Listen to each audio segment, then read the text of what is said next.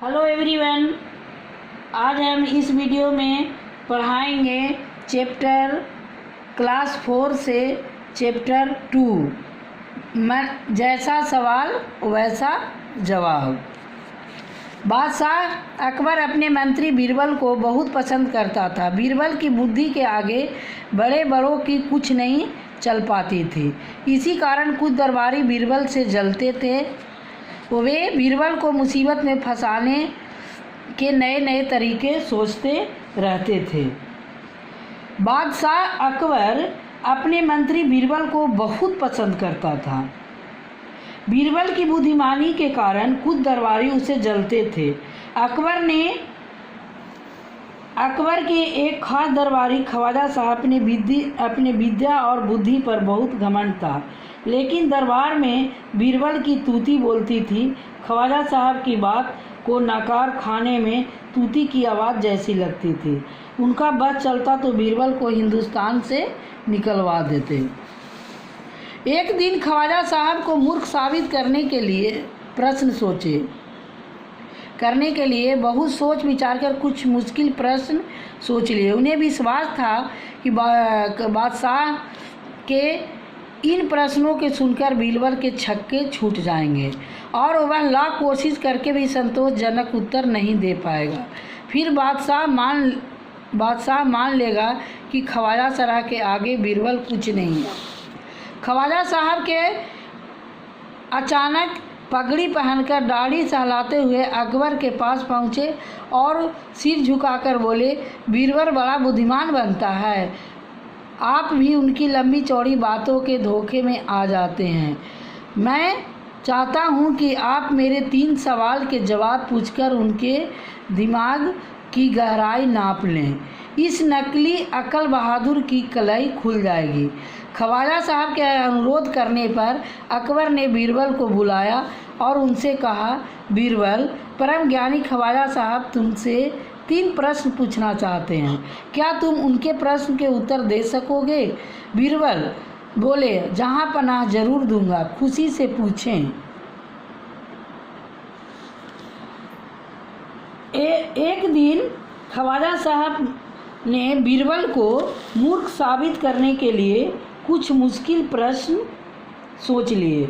उन्हें विश्वास था कि बीरबल उन प्रश्नों का संतोषजनक उत्तर नहीं दे पाएगा।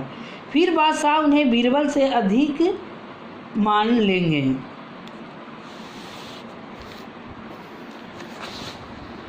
ख्वाजा साहब अकबर के पास जाकर सिर झुकाकर बोले कि आप तो बीरबल की लंबी चौड़ी बातों के धोखे में आ जाते हैं। मैं चाहता हूं कि आप उससे मेरे 3 सवाल के जवाब पूछें, फिर उस नकली अकल बहादुर की कलाई खुल जाएगी। अकबर ने बीरबल को बुलाकर ख्वाजा साहब के 3 प्रश्न का उत्तर देने के लिए कहा। ख्वाजा साहब ने अपने 3 सवाल लिखकर बादशाह को दे दिए। अकबर ने बीरबल से ख्वाजा साहब के पहला प्रश्न पूछा कि संसार का केंद्र कहाँ है। बीरबल ने तुरंत जमीन पर अपनी छड़ी गाड़कर उत्तर दिया, यही स्थान चारों ओर से दुनिया के बीचों बीच पड़ता है। यदि ख्वाजा साहब को विश्वास न हो तो फीते से सारी दुनिया को नाप कर दिखा दे कि मेरी बात गलत है। अकबर ने दूसरा प्रश्न किया कि आकाश में कितने तारे हैं। बीरबल ने एक भेड़ मंगवाकर कहा कि इस भेड़ के शरीर में जितने बाल हैं उतने ही तारे आसमान में हैं। ख्वाजा साहब को इसमें संदेह हो तो वे बालों को गिनकर तारों की संख्या से तुलना कर लें। अब अकबर ने तीसरा सवाल किया कि संसार की आबादी कितनी है। बीरबल ने कहा, जहाँ पनाह संसार की आबादी पल पल घटती बढ़ती रहती है, क्योंकि हर पल लोगों को मरना जीना लगा ही रहता है। इसीलिए यदि सभी लोग को एक जगह इकट्ठा किया जाए तभी उनको गिनकर ठीक ठीक संख्या बताई जा सकती है। बादशाह तो बीरबल के उत्तरों से संतुष्ट हो गए, लेकिन ख्वाजा साहब नाक भौं सिकोड़कर बोले, ऐसे गोल मोल जवाबों से काम नहीं चलेगा जनाब। बीरबल बोले, ऐसे सवालों के ऐसे ही जवाब होते हैं, पहले मेरे जवाबों को गलत साबित कीजिए तब आगे बढ़िए। ख्वाजा साहब से फिर कुछ बोलते नहीं बना। बीरबल ने तुरंत जमीन पर अपनी छड़ी को गाड़कर उत्तर दिया कि यही स्थान दुनिया का बीचों बीच पड़ता है। यदि ख्वाजा साहब को विश्वास न हो तो सारी दुनिया को फीते से नापकर दिखा दें कि मेरी बात गलत है। अकबर ने दूसरा प्रश्न किया कि आकाश में तारे कितने हैं। बीरबल ने एक भेड़ मंगवाई और कहा कि आसमान में उतने ही तारे हैं जितने इस भेड़ के शरीर में बाल हैं। ख्वाजा साहब इसके बालों को गिनकर तारों की संख्या से तुलना कर लें। अब अकबर ने तीसरा प्रश्न किया कि संसार की आबादी कितनी है। तो बीरबल ने कहा कि हर पल लोगों को मरने जीने से संसार की आबादी घटती बढ़ती रहती है। सभी लोग एक जगह इकट्ठा करके ही ठीक संख्या बताई जा सकती है। बादशाह ने बीरबल के उत्तर से संतुष्ट हो गए, परंतु ख्वाजा साहब बोले कि ऐसे गोल मोल जवाब से काम नहीं चलेगा। पर बीरबल ने कहा कि ऐसे गोल मोल जवाबों से काम नहीं चलेगा। बीरबल ने कहा कि ऐसे सवालों के ऐसे ही जवाब होते हैं, पहले मेरे जवाबों को गलत साबित कीजिए। तो ख्वाजा साहब चुपचाप हो गए। तुम्हारी बात। ख्वाजा साहब के तीनों सवालों का क्या कोई और जवाब हो सकता है? अपने मन में सोच कर लिखो। हाँ, हो सकता है।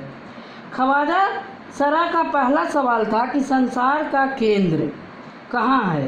तो इस सवाल का जवाब हो सकता है कि हिमालय की सबसे ऊंची चोटी की सबसे ऊंची जगह ही संसार का केंद्र है।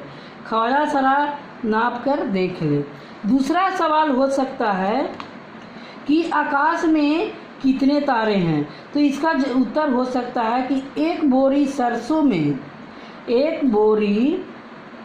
सरसों में जितने दाने हैं, एक बोरे सरसों में जितने दाने हैं उतने ही आकाश में तारे हैं। ख्वाजा सरा का विश्वास न हो तो इसे गिनकर देख लें। तीसरा प्रश्न था कि संसार की आबादी कितनी है।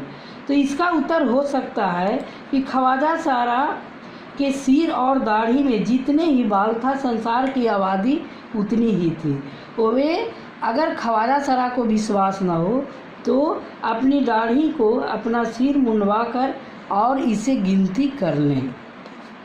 दूसरा प्रश्न है कि अगर तुम ख्वाजा सरा की जगह होते तो बीरबल को हराने के लिए कौन से सवाल पूछते? अगर मैं ख्वाजा सरा की जगह पर होता तो बीरबल को हराने के लिए यह सवाल पूछता कि बादशाह का कहना है कि बीरबल मूर्ख है, उसे देश से निकाल देना चाहिए, निकाल देना चाहिए। बादशाह ने झूठा बोला या सच? तीसरा प्रश्न है ख्वाजा सरा का बस चलता तो बीरबल को हिंदुस्तान से निकलवा देते। अगर तुम्हारा बस चले तो तुम कौन कौन सी इच्छाएं पूरी करना चाहोगे? अगर मेरा बस चले तो मैं अपने लिए एक कार ले लूं और सारी दुनिया को सैर करूं, संसार की हर तरह के चॉकलेट अपने फ्रिज में रख लूं और जब भी जी चाहे खाता रहूं। मैं सुपरमैन बन जाऊं, दुनिया के सारे अपराधियों को पकड़कर जेल में बंद कर दूं। बस नीचे लिखे वाक्यों को पढ़ो। मैं बस में बैठकर स्कूल जाता हूँ। ख्वाजा सरा का बस चलता तो बीरबल को निकाल देते। अब रुक जाओ, बस 2 दिन की बात तो है, मैं आ जाऊंगी। ऊपर लिखे वाक्यों में बस शब्द का अर्थ अलग अलग है। अब इसी तरह से चल शब्द से वाक्य बनाओ। पहला है चल। तो बीच सड़क पर चल, अब है चल चल से वाक बनाना है। मैं तो चल चल कर थक गया हूँ। चला, तुम बैठो मैं चला। चलो, चलो आप पढ़ाई करो। चलना, अब हमें चलना चाहिए। चलती, इसी को तो चलती नाम का गाड़ी कहते हैं। चलो, कैसे चलें, अभिनव तो आया ही नहीं है। चलेगी, यह फिल्म बहुत चलेगी। बढ़े कहानी। एक दिन अकबर ने बीरबल से पूछा, बीरबल दुनिया में सबसे अधिक शक्तिशाली कौन है? बीरबल ने क्या कहा होगा? कहानी को आगे बढ़ाओ। एक दिन अकबर ने बीरबल से पूछा, बीरबल दुनिया में सबसे अधिक शक्तिशाली कौन है? बीरबल ने कहा, जहाँ पनाह। सबसे शक्तिशाली है गोद में खेलने वाला छोटा बच्चा। अकबर बोले, यह तो नहीं हो सकता। जो बालक अपने आप चल फिर नहीं सकता है वह भला सबसे ताकतवर कैसे हो सकता है? दरबारियों ने बादशाह की हाँ में हाँ मिलाई। अगर ऐसा हो तो साबित करके दिखाओ।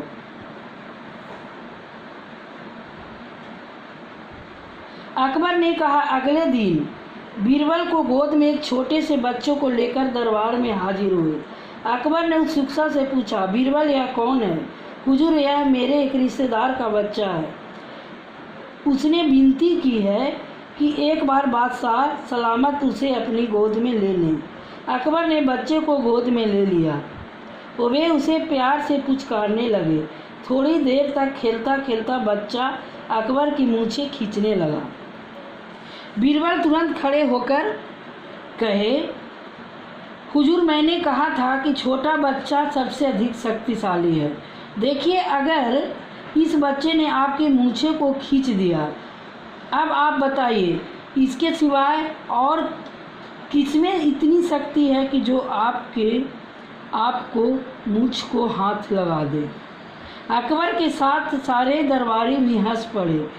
सभी लोग बीरबल की बुद्धिमानी का प्रशंसा करने लगे। खोजो कहानियाँ। बीरबल की चतुराई किससे मशहूर है? तुम भी बीरबल का एक ऐसा हिस्सा ढूंढो जिसमें वह अपने जवाबों से सबका मुंह बंद कर देता है।